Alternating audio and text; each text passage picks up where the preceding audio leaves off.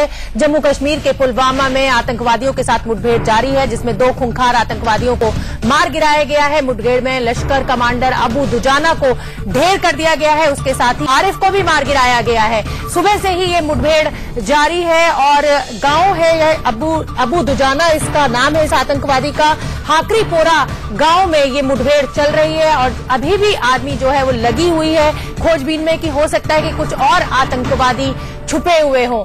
देर early morning से ये जो मुठभेड़ है आर्मी के द्वारा इसको चलाया जा रहा था और ये खबर मिली थी कि एक घर में 2 से 3 आतंकवादी छुपे हुए हैं। उसके बाद आर्मी ने उस पूरे घर को घेर लिया और अभी खबर आई है कि लश्कर कमांडर को इसमें ढेर कर दिया गया, उसके साथ ही आरिफ को भी मार गिराया गया है। जम्मू कश्मीर में सेना का बड़ा ऑपरेशन, ये तस्वीरें भी हम आपको दिखा रहे हैं। लश्कर कमांडर की ये तस्वीर है अबू दुजाना, जिसको आज मुठभेड़ में ढेर कर दिया गया है। और कौन है अबू दुजाना, ये जानिए आप। अबू दुजाना लश्कर का कमांडर था जिसको अभी मुठभेड़ में मार गिराया गया है। 17 साल की उम्र में लश्कर तोयबा में ये आतंकवादी बना और शामिल हो गया। घाटी में दहशत फैलाना इसका मकसद था। आप देख सकते हैं कितनी कम उम्र का ये लड़का है, 17 साल महज इसकी उम्र है और कई आतंकी घटनाओं को ये अंजाम दे चुका है और आज ये आर्मी के निशाने पर आया। और अगस्त 2015 में उधमपुर में जो आतंकी हमला हुआ था उसकी पूरी साजिश इसी अबू दुजाना ने रची थी। दक्षिण कश्मीर के पुलवामा से आतंकी गतिविधियां चलाता था ये और आतंकी अबू कासिम के जूनियर के तौर पर लश्कर में इसको नियुक्त किया गया था और इसने इतनी आतंकवादी जो घटनाएं थी उनको अंजाम दिया। पाकिस्तान के गिलगित बाल्टिस्तान का ये रहने वाला है।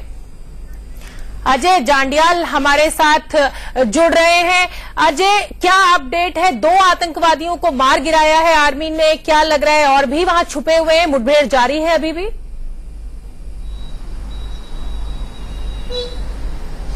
जी बिल्कुल, आपको बता दूं लगभग 2 से 3 आतंकी होने की संभावना जताई जा रही है और आपको बताऊं लगभग सुबह 4 बजे जब सुरक्षा बलों ने इस पूरे इलाके में कॉर्डन किया तो उस वक्त कहीं ना कहीं इन लोगों ने भी नहीं सोचा होगा, खासतौर पे अबू दुजाना ने, कि यहां पर सुरक्षा बल पहुंच सकते हैं। मगर आपको बताऊं बड़ी पुख्ता जानकारी के बाद इस ऑपरेशन को शुरू किया गया, उस घर को कॉर्डन किया गया स्पेसिफिकली और उसके बाद ऑपरेशन शुरू हुआ।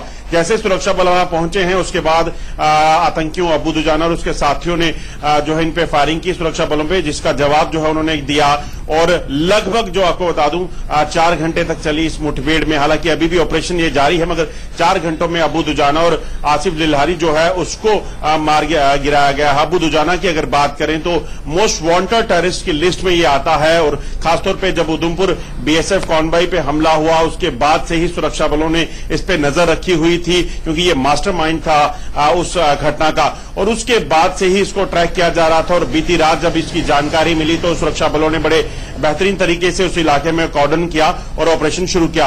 अभी की जानकारी जो मिल रही है, दोनों आतंकी जो हैं इनकी पहचान हो चुकी है मगर शायद एक आतंकी और हो सकता है, इसकी भी जानकारियां मिल रही हैं। मगर आपको बताऊं सबसे बड़ी परेशानी इस वक्त सुरक्षा बलों के लिए जो है वो ये है कि जो स्थानीय लोग हैं, कुछ जो इनके सिंपैथाइजर हैं वो वहां पर पहुंच रहे हैं, उनके साथ इस वक्त सुरक्षा बलों की झड़प चल रही है। वो पत्थरबाजी कर रहे हैं और कोशिश कर रहे हैं कि सुरक्षा बलों को नुकसान पहुंचाया जा सके, मगर सुरक्षा बलों ने पहले ही इसका इंतजाम भी करके रखा था और उस कॉर्डन की साइट पर जो है ये लोग ना पहुंचे इसका बंदोबस्त किया हुआ था। मगर अभी जो जानकारियां हैं सुरक्षा बलों द्वारा जो है टियर शेल चलाए जा रहे हैं इन पत्थरबाजों को वहां से खदेड़ने के लिए।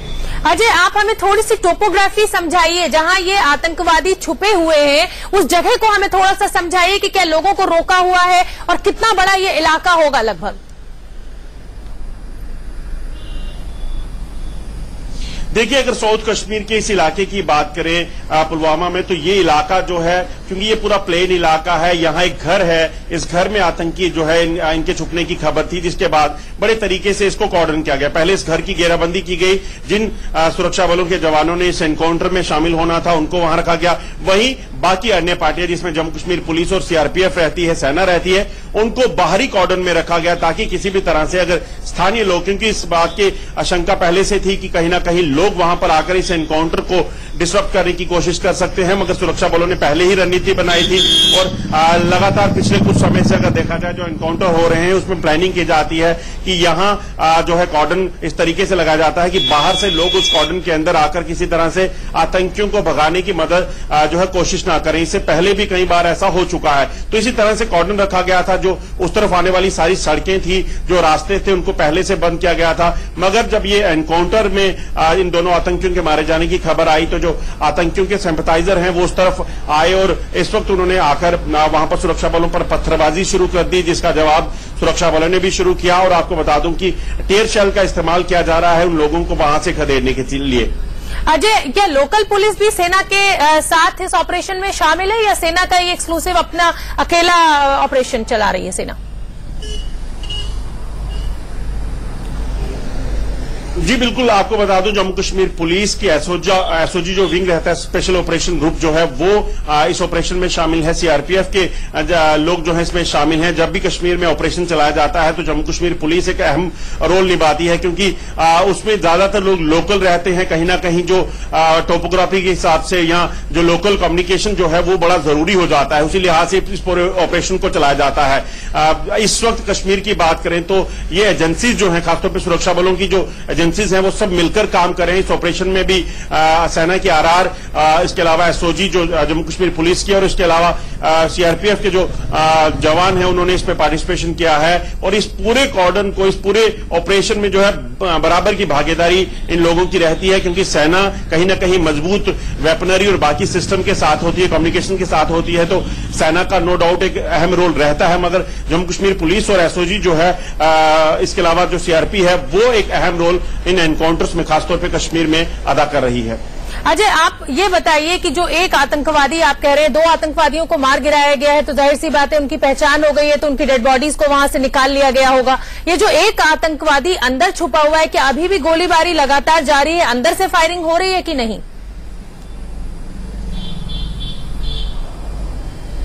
देखिए, ये जरूरी नहीं है कि अंदर आतंकी हो। नो डाउट इसमें अभी फायरिंग हो रही है। आपको बताऊं, जो आतंकी अबू दुजाना मारा गया है वो पाकिस्तान का है। जो आरिफ लिल्हारी है वो एक लोकल टेररिस्ट है। ये दोनों इस जगह पे थे। अंदेशा ये जताया जा रहा है कि शायद एक आतंकी अंदर हो सकता है। हालांकि इस एनकाउंटर साइट पे जहां पे ये घर है, वहां पे जब फायरिंग शुरू हुई तो उस घर को आग लगा दी गई थी, क्योंकि सुरक्षा बलों की एक स्ट्रेटेजी ये रहती है बिल्कुल कि किसी भी तरह से और ज्यादा लंबा एनकाउंटर ये नहीं चलाया जा सकता। इसीलिए कोशिश रहती है कि जल्द से जल्द इन आतंकियों को मार गिराया जाए। 2 आतंकी मारे गए हैं। अभी भी स्पेकुलेटिव फायर भी ये हो सकता है, क्योंकि सुरक्षा बल जब अंदर जाते हैं, वहां का सर्च ऑपरेशन होता है, उनके पास हथियार या आईडीज हो सकती है, ग्रेनेड हो सकते हैं, वो किसी तरह से नुकसान ना दें, इस चीज को वहां पे सर्च ऑपरेशन चलाने की जो एसओपी है उसका पालन किया जा सकता है, क्योंकि 2 से 3 आतंकी ये हो सकते हैं, इसका अंदेशा था। 2 मार गिराए गए हैं। जब तक ये कॉल ऑफ नहीं किया जाता एनकाउंटर, तब तक ये कहना मुश्किल होगा कि एक अंदर आतंकी और है या नहीं। मगर सुरक्षा बलों की जो एसओपी है, जो एक सेट प्रोसीजर है, उसको फॉलो करते हुए जब इलाके की तलाशी होगी, ताकि वहां पे कोई ग्रेनेड या कोई एम्यूनिशन ना हो, उसको अभी रिकवर करना है, क्योंकि यहाँ पे स्थानीय लोग होते हैं। जब वो वहां जाएं तो वहां पे उनको कोई नुकसान ना हो जाए। एनकाउंटर के बाद अगर वहां ब्लास्ट हो जाए, कोई आईडी है, कोई जो ग्रेनेड है, तो उससे नुकसान हो सकता है। इन सभी चीजों का ध्यान जो है वो रखा जाता है। इसीलिए अभी भी फायर जो है वो चल रहा है, ऑपरेशन ये चल रहा है। मगर जब तक हथियार और बाकी चीजें रिकवर नहीं कर पाती, ये कहना मुश्किल होगा कि कुल कितने आतंकी थी। मगर 2 आतंकियों के मारे जाने की खबर पक्की है। 2 आतंकी मार गिराए गए हैं। एक आतंकी और हो सकता है। इसको लेकर सर्च ऑपरेशन जो है वो चल रहा है। अजय, आप बता रहे हैं कि सर्च ऑपरेशन चल रहा है। जो हाकरीपोरा गांव की अगर हम बात करें तो लगभग कितनी आबादी होगी? हर घर में आर्मी को काफी बड़ी तादाद में लोग तैनात करने पड़े हैं सर्च ऑपरेशन के लिए। ये छोटा सा गांव है। देखिए, जब ये इस ऑपरेशन को चलाया जाता है, आपको बताऊं, इसमें स्थानीय लोगों की पार्टिसिपेशन भी रहती है। ऐसा नहीं है कि कश्मीर का हर इंसान जो है वो आतंकियों का सिंपैथाइजर है। यही वजह है कि इन इलाकों में सुरक्षा बलों को ऑपरेशन चलाने में मदद मिलती है। हालांकि कुछ लोग ऐसे जरूर हैं जो कहीं ना कहीं इन सुरक्षा बलों को पत्थरबाजी करके कहीं ना कहीं आतंकियों को भगाने की कोशिश करते हैं। आज भी जैसे ही कल रात ऑपरेशन की इसकी जो जानकारी मिली थी अबू दुजाना की, तो इस पूरे इलाके में जब कॉर्डन किया गया सुबह 4 बजे, तो सारे घर जो आसपास रहते हैं, पहले उनको वहां से रेस्क्यू किया जाता है, ताकि किसी तरह से फायरिंग में कोई जानी नुकसान, जो स्थानीय लोग हैं उनका नुकसान ना हो जाए। इसी तरह से इस ऑपरेशन को चलाया गया। इस पूरे इलाके की बात करें तो जितने एरिया में इस कॉर्डन रखा गया था, इसमें ये लगभग 20 से 25 घर हैं जिनको घेरा गया था, वहां से लोगों को निकाला गया और उसके बाद ये ऑपरेशन शुरू हुआ। मगर ये जो स्पेसिफिक घर था इसको बड़ा एक क्लोज कॉर्डन में रखा गया था। जैसे सुरक्षा बलों की टीम पास पहुंची है, आतंकियों ने फायरिंग की, जिसका जवाब उन्होंने दिया। कहीं ना कहीं रात के अंधेरे में ये भी जानकारी है, जब फायर आता है तो ये एक पुख्ता जानकारी हो जाती है कि आतंकी उस जगह पे हैं, तो सुरक्षा बलों के लिए एक वो बड़ा मददगार रहता है। और वही हुआ, जब ये ऑपरेशन चलाया गया तो इसमें जब फायरिंग आई तो ये साफ हो गया था कि इस घर में आतंकी हैं। उसके बाद इस ऑपरेशन को चलाने में मदद मिली और लगभग 4 घंटे के समय में इस ऑपरेशन को जो है अभी तक जो है 2 आतंकियों को मार गिराया गया है। बहुत बड़ी सफलता है सेना के लिए अजय, लेकिन मैं आपसे जानना चाहूंगी कि पिछले कुछ दिनों से अगर हम देखें जिस तरह का डिस्टर्बेंस जम्मू कश्मीर में चल रहा है, स्पेशली कश्मीर में पत्थरबाजी के बहुत मामले सामने आए, बहुत इजाफा हुआ है और सेना ने भी कहीं ना कहीं अब कमर कस ली है। अमरनाथ हमले के बाद से सेना बहुत आक्रामक रूप में नजर आ रही है। तो आपको वहां का ओवरऑल अगर मैं माहौल की बात करूं तो क्या लगता है, लोग खुश हैं, सेना के साथ हैं?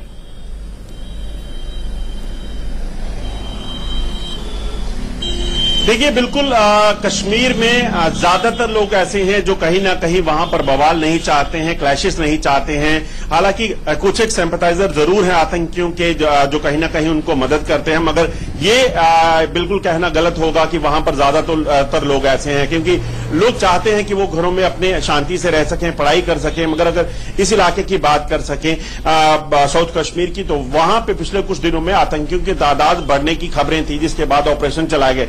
सुरक्षा बलों ने भी साफ कर दिया था, जम्मू कश्मीर पुलिस हो, सीआरपी हो या सेना हो, कि किसी भी तरह से जो है आतंकियों को बख्शा नहीं जाएगा, क्योंकि आतंकी अल्टीमेटली जो है एक बड़ी परेशानी बन रहे थे और यही वजह है कि इन ऑपरेशंस को तेज किया।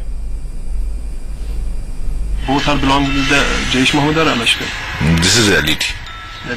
So how much this incident will get a little bit setback, or even I should say huge setback, because top terrorists is not a joke to eliminate. It's very challenging for the police. It's good for the peace of Kashmir.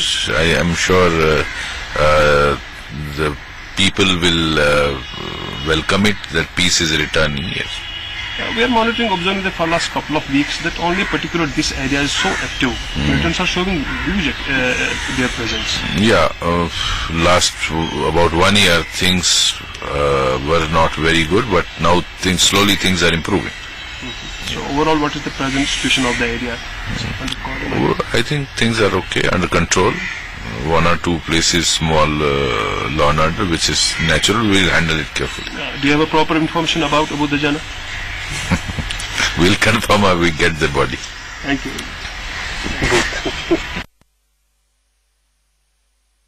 DGP SP वैद्य आपको बता रहे थे कि control में है situation और लोगों के लिए बहुत अच्छा है, अमन और चैन चाहते हैं, शांति चाहते हैं जम्मू कश्मीर के लोग, उनके लिए ये बहुत अच्छा है। और जब उनसे पूछा गया कि आपको सूचना थी तो उन्होंने हंस के टाल दिया, क्योंकि जाहिर सी बात है सुरक्षा से जुड़ी चीजें हैं वो नहीं शेयर करना चाहते होंगे अभी मीडिया के साथ। बहुत ही एडवांस स्टेज में है ये ऑपरेशन और अभी एक आतंकवादी को खोजा जाना बाकी है। अजय, अभी हम डीजीपी को भी सुन रहे थे, बहुत रिलैक्स दिख रहे थे जिस तरह से कार्रवाई चल रही है सेना की, पुलिस की मिलजुल कर।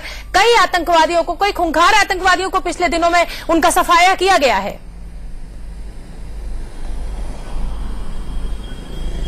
जी बिल्कुल, आपको बता दूं, अगर पिछले सिर्फ 2017 की बात करें, लगभग पिछले 8 महीनों में सुरक्षा बलों ने जो है 100 से ज्यादा आतंकियों को मार गिराया है, जिनमें कई आतंकियों के बड़े कमांडर भी शामिल हैं। और यही वजह है क्योंकि हौसले बड़े बुलंद है सुरक्षा बलों के कि आतंकियों को किस तरह से मार गिराना है, ये स्ट्रैटेजी बनाई जाती है, सुरक्षा बल मिलकर काम कर रहे हैं। ये एक बहुत बड़ी वजह है कि उनको सफलता मिल रही है। किसी भी इलाके में ऑपरेशन चलाना होता है तो उसमें स्थानीय लोग सपोर्ट करते हैं। आपको बता दूं, रात के अंधेरे में किसी भी इलाके में जाकर कश्मीर में ऑपरेशन चलाना इतना आसान नहीं होता जब तक कि वहां की स्थानीय लोगों की मदद ना हो। अगर इस इलाके की बात करें, जैसा डीजीपी खुद भी कह रहे थे, 2 से 3 इलाके ऐसे हैं जहां पर कुछ लोग इकट्ठा हुए, उन्होंने law and order problem create करने की कोशिश की, मगर उनको पहले से ऐसा आशंका थी, इसीलिए वहां पर पहले से इंतजाम करके रखे गए। अजय, आपको मैं इस समय रोकूंगी, आप हमारे साथ बने रहिए, यहां हमें लेना